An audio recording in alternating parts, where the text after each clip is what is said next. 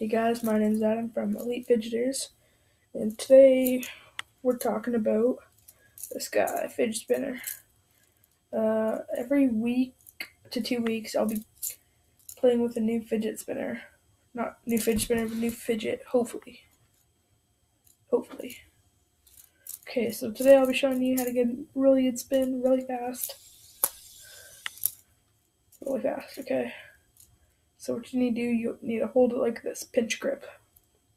Thumb and finger, and then you just like kind of shoot it out, and then it goes super fast.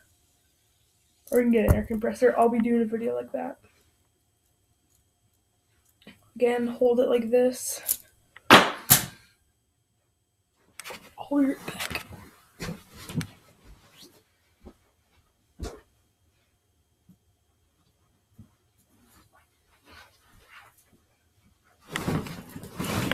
Fidget spinner just flew out of my hands. Oh man. So I was doing this and I let go and it just like spin like that and it goes super fast.